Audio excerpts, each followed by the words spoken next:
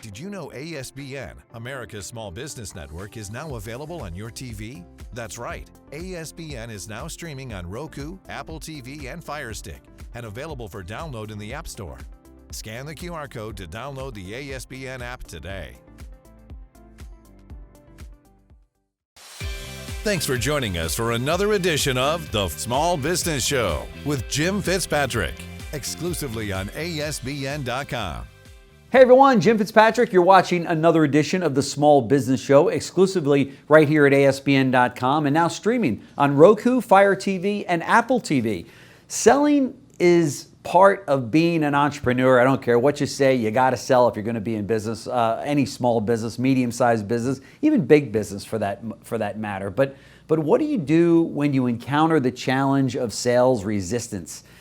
Joining us now to discuss this very crucial topic is author, sales consultant, and motivational speaker at Salinger Group, Mr. Victor Antonioj. You've probably seen him before, either on TV or at some major event where he is the keynote speaker. Victor, thank you so much for joining us on the show. I should also mention that you've got a very successful podcast called the Sales Influence Podcast, which many of you should check it out. We'll send a link right underneath this video that you're watching. He's spoken worldwide as a keynote speaker, and so thank you so much for taking the time and joining us on the show again. Jim, thank you for having me back. You look great, man. Well, thank you very much. So what we want to do is we really want to drill down on this topic of sales resistance. I mean, this is something that we've all been faced with, you know, so much so that sometimes people just crawl in a hole and they go, that's it, I'm not a salesperson. I can't deal with this. I can't deal with anybody that's going to, you know, shut me down and not buy my product or put me off or what have you. So what are some of the reasons behind buyer resistance, and why do customers sometimes hesitate to make that purchase? Yeah, what's happening in the market now is really fascinating, right? Different studies have come out, but let me just rewind the clock. In 2011, this company called CEB did a study, said buyers are 57% into the buying journey, 57%, more than halfway into making a buying decision. If you look at Forrester or Gartner or Sirius and look at their studies, they're saying, no, they're more like 80, 90% into the buying cycle. So let's think about this, Jim. The majority of people, it wasn't like pre-internet where we, the salespeople, had the information. Today, the consumer is more informed than ever. Yeah. But here's what's interesting. Most of us think, okay, if they have the information, why do they need us? Well, here's why they need you. They're confused. They're not sure. Customers today lack the buying confidence to pull the trigger to make that last decision. Where salespeople come in is that they help what I call the last mile. So I come up with this phrase called the near perfect information customer. In other words, they have near perfect information to make the buying decision. Yeah. But that last mile, so to speak, Jim, it's like they're hesitating, right? And that's where you, the salesperson, come in. Today, in my opinion, the only differentiator in the market, almost every product or service is alike, so we've reached that parity point, that the ultimate differentiator is how the salesperson presents, structures the conversation with the client, and then nudges them over the buying line. Yeah. So can you share some strategies in building trust and with buyers and reducing skepticism? So the one thing is, I always tell people, especially trust. Let's talk about trust. Now, I'm going to be very tactical with trust because everybody talks about trust. They're like, you know, make them feel comfortable, listen empathetically. But let's kind of define trust with three components. This is how I define trust. It's POV, SME plus BIIM, right? Sounds complicated. Yeah, I know. Sounds complicated, but it's not. First part is you have to take their point of view, right? So you got to know where the customer's at. This is where the quality of the questions matter. What questions I ask you, Jim, as you're talking to me for the first time about the product you're looking to buy or the service you're looking to buy, I'm going to ask you questions, and the quality of the questions will determine what type of answers you give me. I will then listen to those wonderful answers you've given me, and then as a good salesperson, I'll parrot back what you said, because what I've heard, here's, I think what you said, and then I'll say, and I also want to say, is this what you're trying to do? Is this what you really want? This is your endpoint. Customer going to say, yeah. Boom. He understands me. Step number one, complete. Step number two, SME. Subject matter expert. You have to position yourself as a subject matter expert. Now, I just said that the buying customer is at least 90% into the buying cycle, right? Which means they know a lot. They've done some research. So to position yourself as a subject matter expert, you have to provide not information. They don't want that.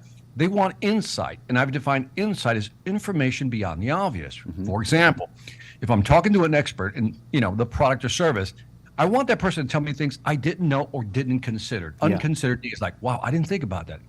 I didn't know you can do that. Yeah. Once you're having that type of conversation, you've positioned yourself as an expert. That's right. All right, so let's rewind the tape, Jim. So I take their point of view. I position myself as an expert based on the dialogue and the questions I'm asking. Yep. By the way, emphasize again, quality of the questions determine how people view you. Yeah. And if I do that right, if I know what you want because I've empathized with you, I've pretty much positioned myself as an expert, which means you might want to listen to me. When I get to the BIIM, the third variable here, keep their best interest in mind. BIIM, best interest in mind. In other words, when I look at a customer and I'm putting a proposal together, I've listened. I am also the expert. So here's what I'm going to recommend. And studies have found that what customers want is for you to advocate. Listen, I want people to listen to this. Customers want you to advocate a position, recommend something. Yeah. The data is stark on this one. And No, most sales I'm that kind of consumer. I look to the pro, or to the what I perceive as the pro, usually the person selling, and to say, well, here's my problem. You come up with the solution, or help me to come up with the solution. So I completely agree with that. That's that finding. It reminds me of, I use this joke in my seminars, is it's almost like if you had to go get brain surgery, right? And so the neurosurgeon comes out and says, all right, Jim, I got 3 options, man. I can come from underneath your chin, from the right side of your face, or the left side of your face. What do you like to do, Jim? What do you think? You're like, I don't know. You're the expert. You tell me. Exactly. No, we as salespeople do that to customers. Well, here are 3 options. What do you think? Right. Pick they one. want you to go, based on what you've told me, because I've listened, took your point of view. Yeah. Based on my subject matter expertise. Yep. Here's what I would recommend. That's and sometimes it's just that simple. And Yes. and so many times that customer will go, great, write me up, or let's do the deal, or just because they need that confirmation or validation from you to say, you're in, I'm going to take good care of you. This is the particular one that you should buy or lease or rent or whatever the case might be. Yeah. Right? You bring up an interesting point. You just triggered me, because customers typically want 3 things from you, especially when they're in that last mile, right? Ready to make a buying decision. They want to come to you for clarification. Can you explain this to me? I'm just not sure. Yeah. So it's clarification. They want confirmation. So it does do this. It does have that, right? Yes. And then the third part, the component we've talked about, is confidence. That's where you advocate. I would recommend this. And by the way, the most powerful recommendations have a because. I would recommend this because, or here's why. Right.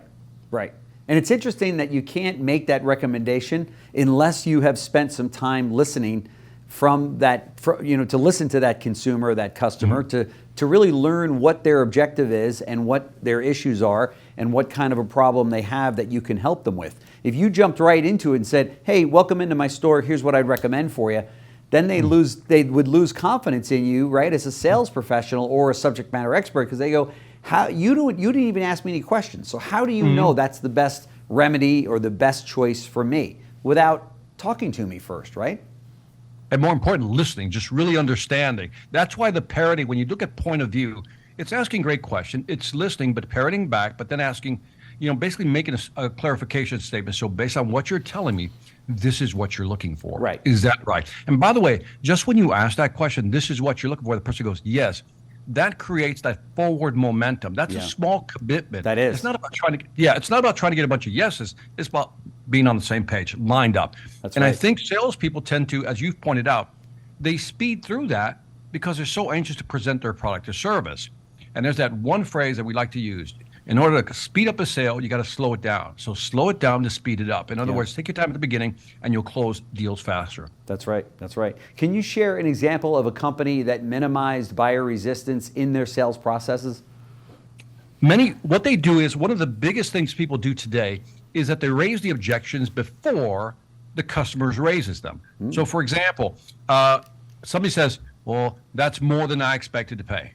Now, as soon as you wait for a customer to make that statement, now you got to defend yourself. Right? Yeah. Somebody says, well, that's more than I expect to pay. You're like, oh, well, you get all jolly. You're on the defensive. Yeah. Yeah. And you've been pushed back on your heels. And at that very moment, you've lost control of the sales conversation. Yeah. What the best companies do in their sales process is that they know there's typically, I call the 3-5-7 rule, 3, 5, or 7 objections that are typically within a customer's brain. In other words, look at your product or service There's only 3, 5, 7, right? Let me see. Let's go through some of them. Let me think about it. That's one. Let me talk to my boss, spouse, or higher authority, right? That's more than I expected to pay. I would like it sooner. So there are all these objections, and we know typically come up. Instead of waiting for the customer to bring them up, you raise them. So, for example, I would raise the objection like this. Many of my clients think our prices are higher than our competitors. And the answer is yes. Can I show you why, though? And most people are going to say, yeah, show me why. Yeah, you've completely defused it. Yes, because now I own it. Yeah. Because, again, if I raise the objection, I control how I tie it down. Right. So then I would show them why we're more expensive. Here are the differences. And then I would tie down the objection by saying something like this. Based on what I've shown you, can you now see why paying a little more today will save you more in the long run? And they're going to go, yeah, nudge forward. That's right. That's right. I love it. I love it. You take ownership of it and then give it, and then just face it head on. And then it also creates that feeling of your product being, superior to anything else that they might be looking at. Of course, everybody wants the best of the best that they can get, right? Right. But yes. And that Grant Cardone, I wish I had this. I wish this was my phrase, but it was his phrase. That was the first time I heard it. He always said, lean in the direction of the objection. It's a beautiful phrase because what it's saying is be confident in your product. In fact, don't position the price, position the value. Of course, we're more expensive. Here's why. Yeah. That's leaning into the objection by raising the objections. That's right. That's right. And now, as shelves are stocked back up and consumers are now shopping all around for whether it be the next car or the next house or whatever it is that they're shopping for, there's a plethora of products out there to choose from. And because of some of the headwinds in the economy right now, they're being a little more choosy about where they're spending their dollars than maybe a year or so ago or 2 years ago, right? That is correct. I mean, you look at the market today, it's everywhere, right? Yeah. Credit cards are up, interest rates are up, everything's mostly up, nothing's really down, except some stocks here and there. But what I think what is going down is, again, and this is going to sound like I'm beating a dead horse, but it's so subtle and powerful. Clients lack confidence to pull the trigger. They can have the money. Yeah. They can have the will to want to buy the car, for example. And if they walk off that lot, you got to think about this. When we look at car sales, for example, I'm very fascinated because when someone comes to the lot, they're already 80, 90% into the buying cycle. Yeah, oh yeah. All you got to do is not screw it up, if I could be so blunt, right? So they've almost, said another way, they've pre-qualified themselves. Yeah. Why else would they be there, right? That's right. They're not looking for groceries. That's right. And so if they walk out and they didn't buy, I usually say it wasn't a fit, or maybe you didn't show them the right feature. Yeah. Could be finance. But the fourth F, I call it, maybe there was fear. You didn't do enough to reduce fear. That's right. I always say sales is very simple to understand.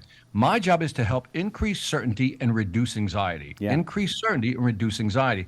If I can do that as a subject matter expert, you'll get more deals. Yeah, no question about it. And now, more than ever, to know these techniques and to use them every day in your businesses is vitally important because that customer can go anywhere, will go anywhere. They can go anywhere, just by reaching in their pocket and taking out their phone, right? So many sales are started that way, or at least the sales process is started online, right? Absolutely. I used to laugh at marketing, Jim. I used to like, they don't really have a job, right? I used to have that. I remember there was a John Wanamaker line, 50% of my marketing works. I just don't know which 50%. Right. But that's been turned upside down. I think marketing is the point of the spear now. Yeah. Because it's how well we do our marketing, budgeting our marketing. Because remember, customers are going on the journey online without the salesperson being there. Yeah. So in other words, if you look at, use the golf analogy, marketing is now the driver, right? We as salespeople have to putt now and put it in. They got it on the green because they walked on the lot. Our job is to put it in. Birdie time. That's right. Man, that's a great analogy. Victor Antonioj, author, keynote speaker, sales consultant, host of the very wildly popular Sales Influence podcast. Thank you so much for joining us on the show. This has been a real delight. I know that our subscribers and viewers will get a lot out of your visit with us. So thank you so much. Love to have you back. I've got a ton more questions here that I want to run by you, and I know that you can help our viewers navigate this sales thing. Let's do it, Jim. Thank you. Thank you. Thanks for joining us for another edition of The Small Business Show with Jim Fitzpatrick. exclusively on ASBN.com.